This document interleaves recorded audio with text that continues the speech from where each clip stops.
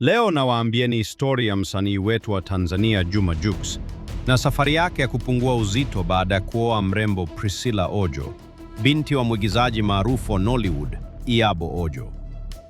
Mnamo Agosti 2026, mitandao ya kijamii ilikuwa moto baada ya mashabiki wa Juma Jux kugundua kitu cha kushangaza. Msanii huyo alionekana amepungua uzito sana. Watu walianza kuuliza maswali mengi. Nini kimetokea? Je, ana ugonjwa?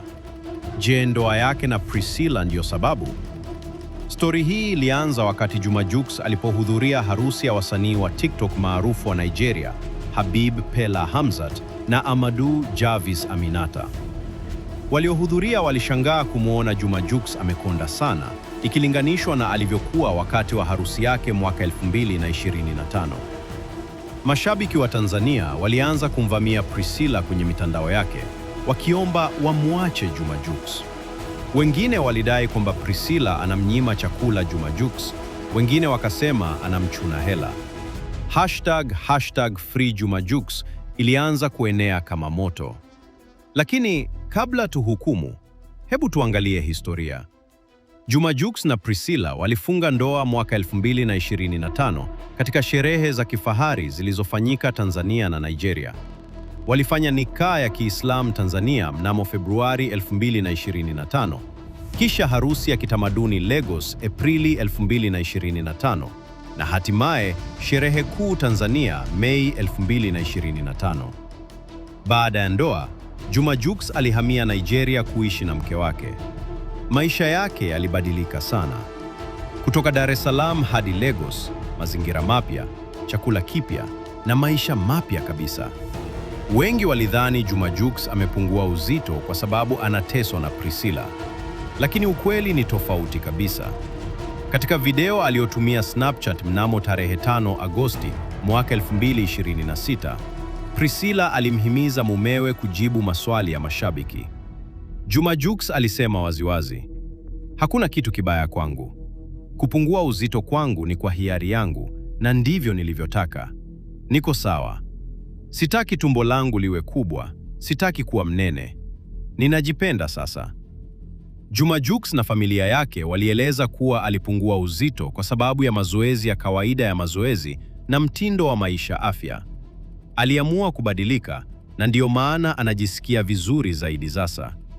Hata hivyo, mashabiki wa Tanzania hawakukubali maelezo hayo. Walishambulia Priscilla kwa nguvu zaidi. Wengine walilinganisha uhusiano wa Juma Jux na Priscilla na ule wa zamani na Vanessa Mdee. Lakini Priscilla hakuwa mgumu. Alijibu kwa utani na ubaya. Kwa mashabiki waliomwomba amwache Juma Jux, aliandika, "Nani ni nzuri sana, hataki kuondoka. Oh, ndugu zenu wanapenda hapa." Na alipoombwa afungue Juma Jux, alijibu, "Too late. Nimechelewa." Pamoja na alama ya kufuli na ufunguo. Alibadilisha bio yake Instagram kuwa Mrs. Free Jux na akaandika, "Ngesema mapema, mimba ya pili imeingia." Ghadhabu ilipoongezeka, hata Watanzania wakawa na msimamo. Waziri wa Maendeleo ya Jamii, Jinsia, Wanawake na Makundi Maalum wa Tanzania, Daktari Dorothy Gwajima, aliwakemea vikali wale waliohusika na kampeni ya #Free Juma Jux. Aliwaandikia, "Wanyama, uvivu, mnatafuta ugomvi na wakwe zenu." Alisema kuwa ni kikundi cha watu online walioanzisha kampeni kwa sababu Juma Jux amepungua uzito na wanadhani Priscilla anamtesa. Mashabiki wa Nigeria walimlinda Priscilla. Walijibu kwa kejeli na ubaya. Mmoja aliandika, "Nawaomba msamehe. Sasa tunaelewa anatawala kundi la wanyama." Wengine walisema, "Endeleeni tu. Jux na timu yake wanashukuru publicity hii ya bure."